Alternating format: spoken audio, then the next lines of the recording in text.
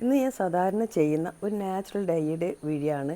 Dye എന്ന് മാത്രം പറയാൻ പറ്റില്ല കേട്ടോ, നമ്മുടെ വീട്ടിലുള്ള സാധനങ്ങൾ മാത്രം വെച്ച് ചെയ്യുന്ന ഒരു ഹെയർ പാക്ക് എന്ന് കൂടി പറയാം. അതായത് ഈ ഡൈക്ക് ഞാൻ ഒന്നും തന്നെ പുറമേ നിന്ന് വാങ്ങിക്കുന്ന ഒരു സാധനവും ചേർത്തിട്ടില്ല കേട്ടോ. നമ്മൾ വീട്ടിലുള്ള സാധനങ്ങൾ വെച്ചിട്ടാണ് ഞാൻ ഈ ഡൈ തയ്യാറാക്കുന്നുള്ളത്. നമ്മുടെ പറമ്പിലുള്ള ചെമ്പരത്തിപ്പൂവൊക്കെ വെച്ചിട്ടാണ്. അപ്പോൾ എൻ്റെ മുടിയിൽ ഇതേപോലെയാണ് കേട്ടോ ഉള്ളത്. അധികം നരയൊന്നുമില്ല, കാരണം ഞാൻ ആഴ്ചയിൽ 2 ദിവസം ഓരോ പാക്ക് തലയിലിടും. ഇതേപോലെ നാച്ചുറൽ ഡൈ പാക്കാണ്, അതുകൊണ്ട് അധികം നരയൊന്നും വരുന്നില്ല. മുമ്പ് ഉണ്ടായിരുന്ന നര കൂടി ഇപ്പോൾ ഒന്നും കാണാനില്ല കേട്ടോ.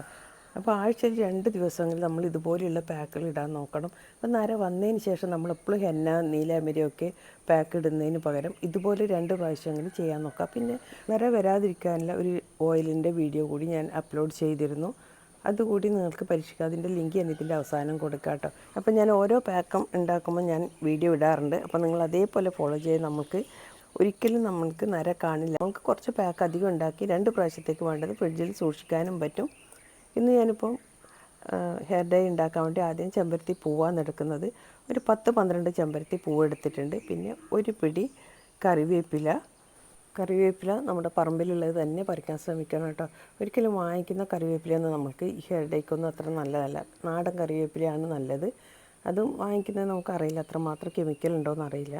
ഇതേപോലെ നമുക്ക് വേണ്ടത് നെല്ലിക്കയാണ്, ഒരു 5 നെല്ലിക്ക. ഇതൊക്കെ ഇവിടെ പറമ്പിലുള്ളത് തന്നെയാണ് കേട്ടോ. നെല്ലിക്ക കുറച്ച് വാടിയാലും കുഴപ്പമില്ല. ഞാൻ ഉണക്കിയ നെല്ലിക്കയല്ല എടുക്കുന്നത്, പച്ച നെല്ലിക്കയാണ്. അപ്പോൾ ഫ്രിഡ്ജിൽ വെച്ച് നമുക്ക് കുറേ കാലം കൂടി സൂക്ഷിക്കാൻ പറ്റും. പിന്നെ മൈലാഞ്ചി ഇല, ഇതും വീട്ടിൽ തന്നെ ഉള്ളതാണ് കേട്ടോ.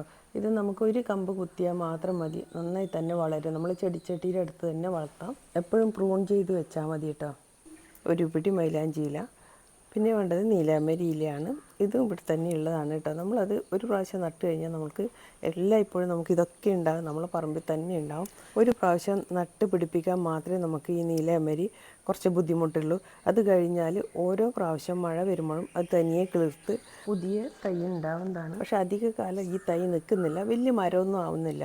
ചെറിയ ഫ്ലാറ്റുകളിൽ താമസിക്കുന്നവർക്ക് വരെ ഇത് ചെടിച്ചട്ടിയിൽ വളർത്താവുന്നതാണ്. അപ്പോൾ ഇത് ഒരു പിടി ഞാൻ നീലാമരി ഇല കൂടി എടുത്തിട്ടുണ്ട്. ഇനി നമുക്ക് വേണ്ടത് കറ്റാർ വാഴയാണ്. അത് നമുക്ക് ഇതുപോലെ ചട്ടിയിൽ വളർത്താം കേട്ടോ.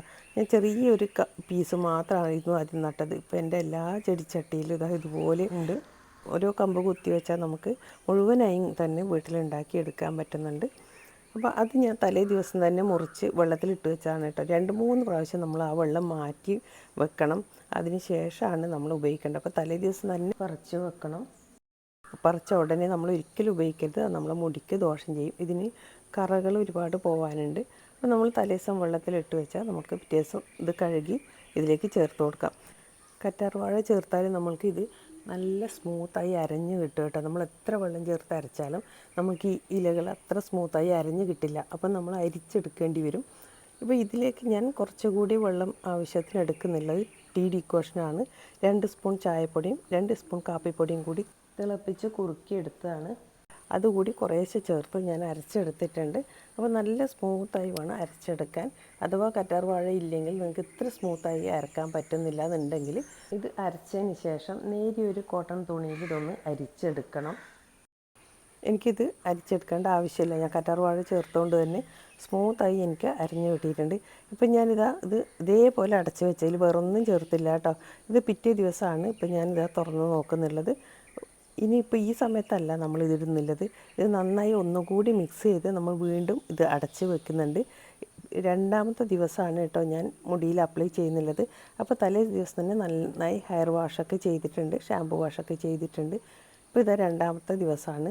ഇപ്പോൾ കണ്ടോ, നന്നായി കറുത്തിട്ടുണ്ട്. ഈ സമയത്താണ് നമ്മളിത് മുടിയിൽ അപ്ലൈ ചെയ്യുന്നുള്ളത്. പിന്നെ ഒരു കാര്യം കൂടി, നിങ്ങൾ കറ്റാർ വാഴ ചേർക്കുന്നില്ലെങ്കിൽ ഈ സമയത്ത് ഇതിലേക്ക് കുറച്ച് തൈര് ചേർത്ത് കൊടുക്കണം. കാരണം നമ്മൾ എന്തായാലും മുടിയിൽ ഇതുപോലുള്ള പാക്ക് ഇട്ട് കഴിഞ്ഞാൽ മുടി നന്നായി ഡ്രൈ ആവും.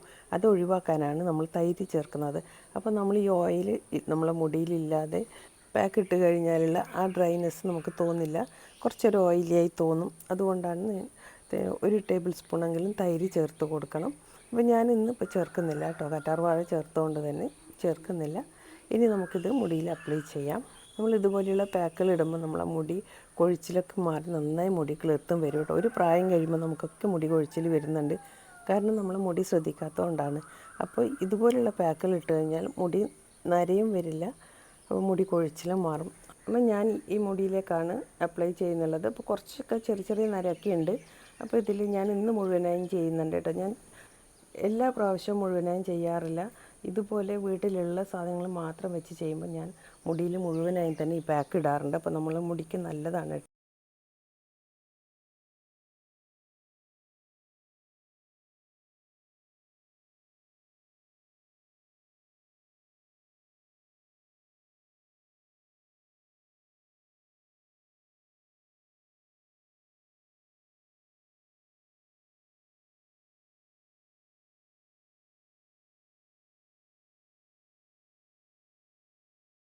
ഞാൻ 2 മണിക്കൂർ മുടിയിൽ വെച്ചതിന് ശേഷമാണ് കുളിക്കുന്നുള്ളത്. കുളിക്കുമ്പോൾ നമ്മൾ ഒരിക്കലും ഷാമ്പു ഉപയോഗിക്കരുത്. അത് കഴിഞ്ഞുള്ള റിസൾട്ട് കൂടി ഞാൻ നിങ്ങൾക്ക് കാണിച്ചു തരാം. നമ്മൾ ഷാമ്പു ഉപയോഗിച്ച് ഒരിക്കലും കുളിക്കരുത് കേട്ടോ. നമ്മൾ ചെമ്പരത്തി പൂവൊക്കെ ഇട്ടത് കൊണ്ട് തന്നെ നമ്മൾ നന്നായി തന്നെ ക്ലീൻ ആവുന്നതാണ്. അപ്പോൾ അങ്ങനെ വേണം നമുക്ക് ഇതിലേക്ക് വേണം കുറച്ച് ശിക്കാക്കായി പൗഡർ കൂടി ആഡ് ചെയ്യാം. ഞാനിപ്പോൾ ചേർത്തിട്ടില്ല കേട്ടോ. അപ്പോൾ ഇതാ കുളി കഴിഞ്ഞതിന് ശേഷം 2 മണിക്കൂറിന് ശേഷമാണ് ഞാൻ കുളിച്ചത്. അപ്പോൾ നന്നായി തന്നെ കറുപ്പ് വന്നിട്ടുണ്ട്. അപ്പോൾ നിങ്ങൾക്ക് അതപ്പോൾ കുറച്ചും കൂടി കറുപ്പ് വേണമെന്നുണ്ടെങ്കിൽ, നിങ്ങൾക്ക് കൂടുതൽ നരയുണ്ടെങ്കിൽ പിറ്റേ ദിവസം ഒന്നും കൂടി കുറച്ച് ഈ പാക്ക് ഇട്ടാൽ മതി കേട്ടോ. കാരണം നിങ്ങൾ എപ്പോഴും ഇതുപോലെ പാക്ക് ഇടുന്നില്ലെങ്കിൽ പെട്ടെന്ന് ഈ റിസൾട്ട് കിട്ടാൻ സാധ്യതയില്ല. അപ്പോൾ ഇത്രയേ ഉള്ളൂ ഇന്നത്തെ video. Thank you for watching.